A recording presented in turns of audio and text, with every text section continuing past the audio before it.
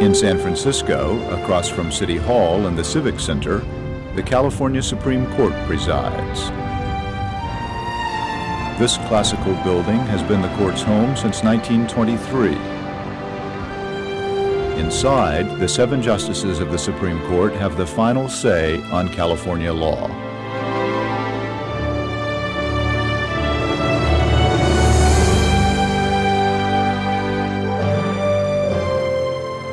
Every year, more than 8 million lawsuits are filed in California. Some 9,000 of those seek review in the Supreme Court, but not many are successful. The court issues only about 100 opinions annually, focusing on major issues of statewide importance. Ronald George is Chief Justice of California.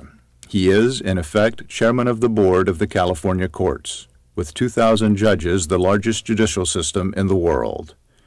The chief, as he's known at the court, has been a judge for more than 30 years. The governor appointed him Chief Justice in 1996, giving him responsibility for the Supreme Court and for all other courts in the state. I figured out that my time tripled when I went from being an associate justice to being Chief Justice, and I still give my all to the opinions, but I've learned to get by on a lot less sleep in terms of all the administrative responsibilities. Sometimes I'm asked, why do you have your robe hanging in the corner of your chambers instead of the closet? And I say, with all my administrative responsibilities, I like that reminder that I'm actually a judge who sits on the bench. George is the 27th Chief Justice of California. Portraits along the hallways and a brass plaque in his chambers memorialize those who came before. A sense of history is heavy in the air. It certainly is. You're looking back at that history, and personally, myself as a Deputy Attorney General, I was arguing before some of the greats, including Chief Justice Roger Traynor. So having been an advocate before the court, perhaps I had even more awe and admiration for it, and certainly could not ever imagine myself being here. The California Supreme Court was created in 1850 in the heady days of the gold rush. Originally, there were 3 justices. Serranus Clinton Hastings was the first Chief Justice. A native New Yorker, he headed west and stopped first in Iowa, where he became Chief Justice of the Iowa Supreme Court. After gold was discovered in California, he pushed westward across the mountains. 4 months after his arrival, the state's first legislature appointed him Chief Justice. Today, his name lives on at Hastings Law School, located just a block from the court. Fires, floods, earthquakes, and politics forced the court to move 22 times, mostly in its early years. After a number of locations in San Francisco, the court moved briefly to San Jose when that was the state capital, and then to Sacramento. In the 1870s, the court moved back to San Francisco, and there it has remained. As the court's caseload continued to grow, 2 new members were added in 1862. In 1879, the court was expanded to 7 justices, where it remains today. So far, there have been more than 100 justices, some legal giants, some less so. They are remembered by the historic photos in the hallways, inscriptions in each of the chambers, and most of all by their opinions in 400 volumes of the California official reports. These bound volumes that you see behind me here embody our decisions. So we're very careful about what we write because they're there forever, basically. No justices have challenged each other to a duel anytime recently? No, not like our predecessor, Justice Terry, who in fact did that and mortally wounded somebody in a duel and then himself was killed in an act of violence when he approached somebody aggressively. We had, in the gold rush days, a lot of very colorful characters who perhaps consumed more alcohol than they should have and were more prone to act out in violence and in other ways. They were very colorful days in the early history of the state. The court lost its longest-serving member when Justice Stanley Mosk died in 2001 at age 88.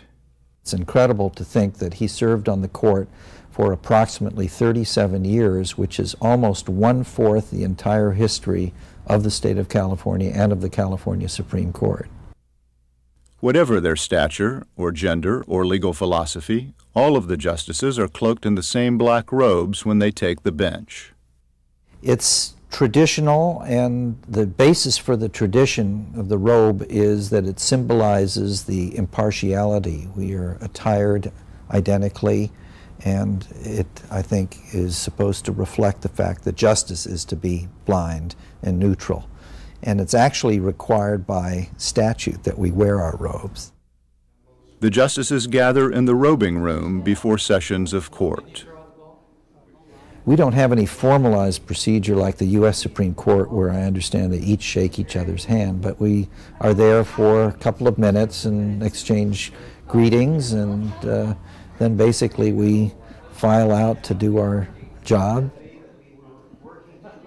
You can never tell whether there'll be a barrage of questions from all 7 of us almost simultaneously, or whether there'll be these deathly periods of silence that sometimes unnerve an attorney even more.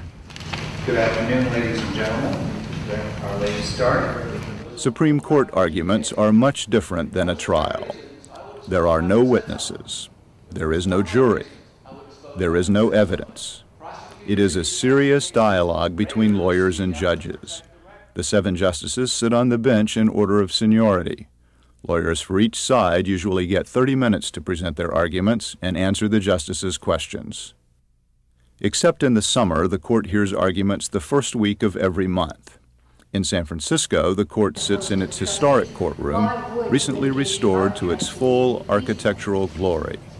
4 months each year, the court hears arguments here, 4 months in Los Angeles. And for 2 sessions each year, the court returns to its historic courtroom in Sacramento, in the shadow of the state capitol. On occasion, the court sits elsewhere. If we disagree on that part. Before oral argument, the justices have read the briefs and staff analysis and made preliminary decisions about the case. The arguments are a final opportunity for lawyers to persuade the court.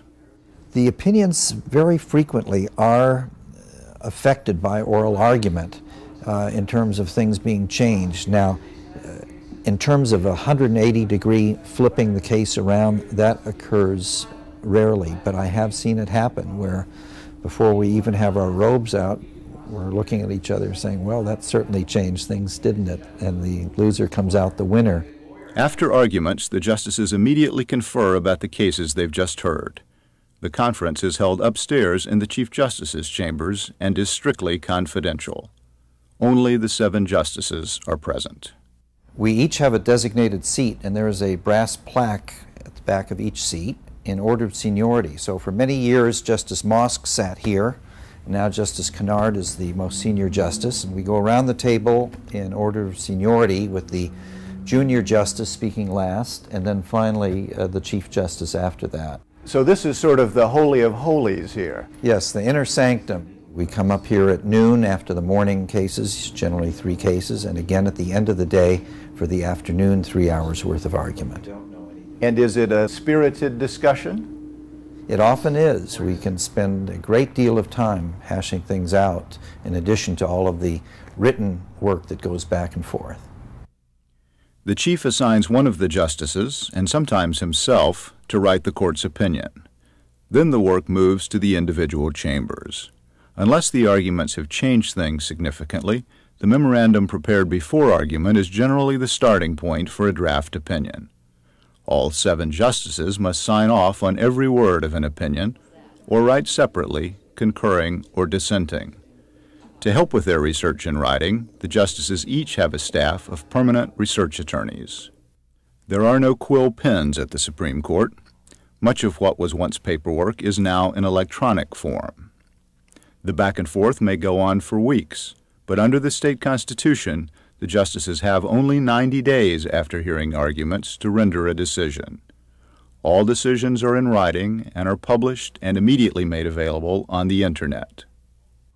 About 20% of the court's work, and a large amount of its paperwork, consists of cases in which the death penalty has been imposed. The Supreme Court must hear every death penalty case. In every death case. And if it affirms and an execution is scheduled, the court is involved until the very end. There is an open line that is connecting our court as we gather around the Chief Justice's conference table to the death chamber in San Quentin in case there should be any last-minute stay request or petition filed with us. And when the execution procedures start, which generally is a minute or two after midnight, the associate warden or one of his designees typically will ask the clerk of the court who is with us whether there is any cause pending before the California Supreme Court why the execution should not go forward. So we end up being involved in a rather solemn duty there, and there have been occasions where there are last-minute filings with us and we are here half the night, or in one instance I can think of after 6 a.m. in the morning until all legal challenges are resolved and the matter is finally disposed of. Matters of life and death, of liberty, questions of justice. This is the work that takes place inside the California Supreme Court.